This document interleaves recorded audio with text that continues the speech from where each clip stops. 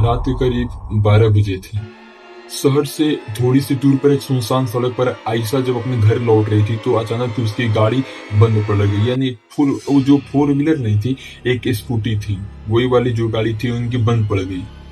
अब आयशा गाड़ी से उतरी, अब ऐसे धक्का उका दिया, भाई कहीं पेट्रोल तो खत्म नहीं। उधर पेट्रोल वोट्रोल देखा, पेट्रोल वोट्रोल पूरी सही थी और डीके भी खोल के देखा, कुछ नहीं था। और आगे फिर जब किसी की मदद के लिए इधर उधर ताका तो भाई इधर उधर भी कोई नहीं था आसपास। मतलब एक ऐसी सड़क थी ना, बहुत सुनसान रास्ता था वो, और वहां पे कोई आता जाता, मतलब रात के करीब 9-10 बज चुके थे। 9-10 बजे कौन ही आएगा जाएगा सुनसान रास्ते पर। तो आसपास ऐसे मदद के लिए देखा तो वहां पे कोई नहीं थी, पूरी सड़क ही खाली थी। तभी पीछे से किसी लड़के की आवाज आई और बोला, क्या मैं आपकी कुछ मदद कर सकता हूँ? डरिए मत, मैं कुछ नहीं करूँगा, मैं सिर्फ आपकी मदद कर दूंगा प्लीज। अब यह आवाज जैसे ही आई, अब आयशा ने पीछे पलट कर देखा तो क्या पाया कि अब पीछे एक बहुत ही खूबसूरत सा लड़का, यही लगभग 25-26 साल का रहा होगा, यही हाँ 25-26 साल का रहा होगा वो लड़का। और व्हाइट कुर्ते पैजामे पहनकर और पीछे खड़ा था और इसे देख रहा था।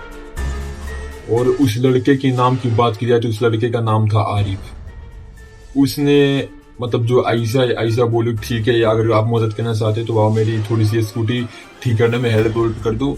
तो ये जो है, इसका नाम जो कुछ भी लोग जो व्हाइट कुर्ते पैजामे पहन रखा है जो लड़का है, ये जो सुनसान रास्ता मिला है, ये लड़का गया और कुछ ही मिनट में एक वायर बस देखा तो कटी हुई थी, उस वायर को जोड़ा, कुछ ही मिनटों के अंदर इस वायर को उसने सही किया और गाड़ी भी स्टार्ट कर के देखा तो गाड़ी पूरी सही हो गई, स्टार्ट हो गई। अब आयशा ने मुस्कुरा कर इसकी तरफ देखा और इस लड़के से पूछा कि आप इतनी रात को क्या कर रहे हैं। तो अब इसने जवाब दिया कि यही मेरा घर है, मैं यहीं पे रहता हूँ। तो अब इसने अपने मन में सोचा कि हैं साला पागल हो गया है कि यहाँ पे कौन रहेगा भाई इतने सुनसान रास्ते में। अब इसने मुंह पर बोला, अरे मजाक मत करो, बताओ आप कहाँ रहते हो। तो इसने बोला, ये अब मजाक नहीं कर रहा, मेरा यही घर है। तो ऐसा नहीं, इसे भी मजाक में ले लिया, बोली छोड़ो अब मुझे क्या करना है, ये कहीं भी रहे, बस मेरा गाड़ी ठीक होगा, मैं अपनी गाड़ी उठाती हूँ निकल देती हूँ। अब अगले दिन की बात है, अब अगले दिन फिर ये जो है अपनी ऑफिस जा रही थी और ऑफिस से फिर जब ये अपने घर जा रही थी तो 2-3 दिन 4 दिन लगातार वो जो व्हाइट कुर्ते वाला लड़का था, यानी जिसका नाम था आरिफ का पर डे इस रास्ते में मिलने लगा और इन लोगों की थोड़ी बहुत चलने लगी। जैसे मतलब बात होते होते क्या हाल है, क्या कर रहे हो, ये सब मतलब होने लगी इन दोनों में। अब ऐसे ही कुछ दिन चलते रहे, लगभग 15-20 दिन 30 दिन, जैसे मतलब 1 महीना 1.5 महीने तक से उनकी जो है चलती रही और इनकी जो मतलब आपस में दोस्ती होगी। तो ये जो है आरिफ लड़का जो अभी जो सड़क पर नहीं मिला था, वही वाला लड़का जो है कभी इसके जो कुछ भी मदद होनी चाहिए थी वो इसको मदद कर देता और कभी इसी के स्कूटी पर बैठाकर इसके घर तक छोड़ देता।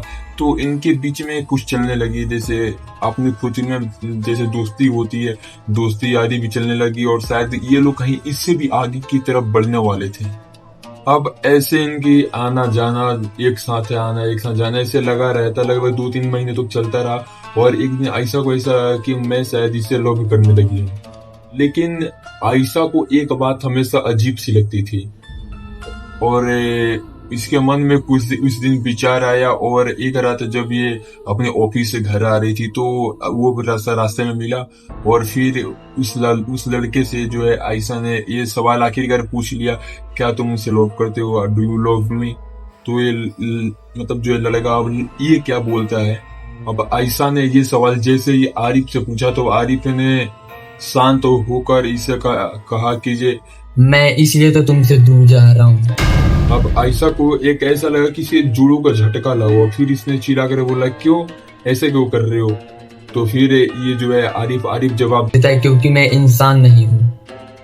यह बात आरिफ ने जैसे ही बोला वैसे ही सड़क की सारी लाइटें चली गई, आंधी तक आ गई, हवा बहुत तेज से चलने लगा और पेड़ उड़ की जितनी भी डालियां होती है, शाखाएं होती है, वो आपस में हिलने लगी और चर चर की आवाज जाने लगी। अब आरिफ की आंखों का जो पहले व्हाइट था अब वो रेड कलर का हो गया, पूरा इसकी आंखों का रंग बदल गया और ये अपनी असली रूप में आया और ये बोला,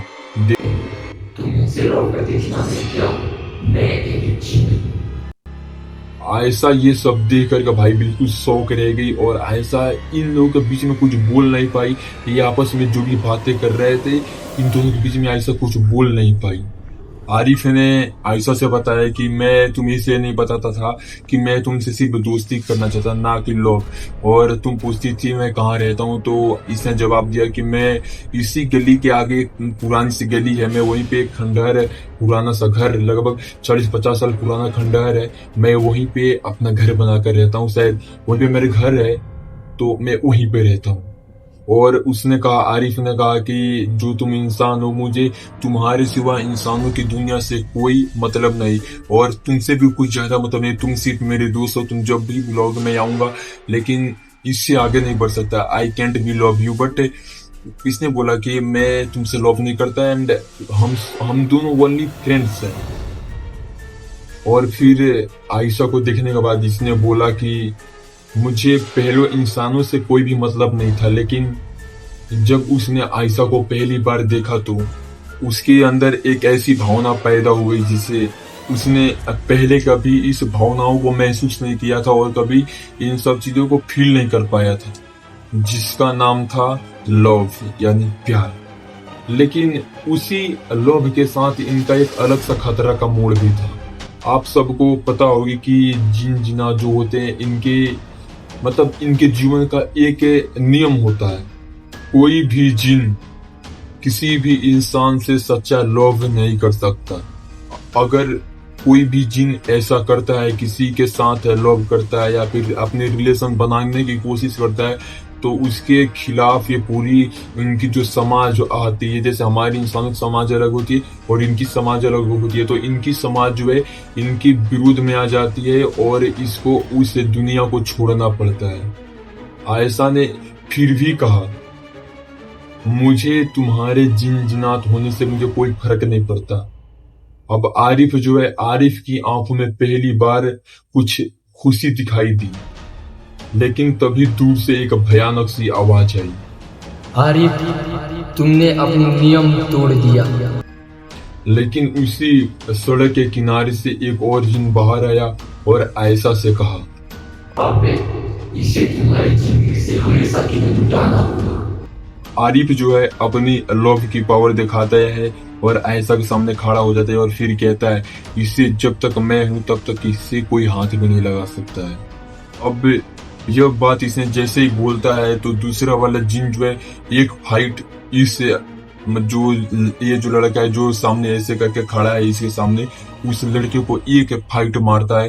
अब इन दोनों में ऐसा करके दोनों के अंदर फाइटा फाइटी शुरू हो जाती है, मतलब फाइटा फाइटी का मतलब लड़ाई झगड़ा शुरू हो जाती है और लड़ाई खूब भयंकर वाली तगड़ी वाली हो जाती है। अब इन दोनों के फाइटा फाइटी की वजह से हवा इतनी जोर जोर से चलने लगी, कभी उधर से हवा के झोंका, कभी आगे से हवा के झोंका, कभी पीछे से हवा के झोंका, कभी इधर से हवा के झोंका, यानी चारों तरफ से हवा के झोंका है इनको ही, मतलब इन दोनों पर ही प्रहार करी थी। और इस प्रहार की वजह से आयशा गिरते गिरते जमीन पर बची। जैसे ही ये आयशा जो है धरती पर गिरने वाली, तो वैसे ही इसका जो लवर है ये जिन, वो जो है अपनी पूरी पिछवाड़ की पूरी पावर लगाकर यू दूसरे वाले को यू धक्का देता है और यू कुछ फीट बाहर जाकर गिरता है। अब जैसे ही वो जिन जो है धरती पर गिरता है, वहां से फिर वो खड़ा होता है और भागते भागते भागते थोड़ी सी और दूर जाते हैं और वहां से मुस्कुरा कर बोलता है, आज तुमने इसे बचाना नहीं, सुबह होते होते तुम्हें इस दुनिया का सबसे बड़ा फैसला लेना होगा। अब इतना सब होने के बाद जो है आयशा वहीं पे बेहोश हो गई और फिर सुबह जब होती है तो ये अपने आप को कमरे में पाती है। उसके हाथों में जो है जो एक पुराना सा चांदी का लॉकेट था। लॉकेट को खोलते ही अंदर से आरिफ की एक तस्वीर दिखाई थी, लेकिन आयशा ने जैसे ही उस तस्वीर को देखा, उस तस्वीर को देखते ही आयशा के पैरों तले जमीन खिसक गई। तस्वीर को देखकर पता ही क्यों चौंकी, क्योंकि उस तस्वीर के नीचे कुछ ही लिखा था। उस तस्वीर के नीचे एक तारीख लिखी हुई थी, 19 तारीख 1986। और तस्वीर में आरिफ की फोटो की बात की जाए तो आरिफ बिल्कुल वैसा ही दिख रहा था जैसे अभी 1-2 दिन पहले आयशा को जो है रास्ते में दिखाई दिया था, वैसे ही उस फोटो में लोग दिखाई दे रहा था। तभी अचानक से कमरे की वह तापमान अचानक से गिरने लगी और एक ठंडी सी बाहर से हवा आई अंदर, और एक उसी हवा में एक उड़ती हुई आवाज आई इसके पास और बोली, उसने बोला ऐसा तुम्हें मेरे बारे में पूरा सच जानना होगा। अब ऐसा जो है खिड़की के पास गई और बाहर देखा तो कोई भी बाहर नहीं था।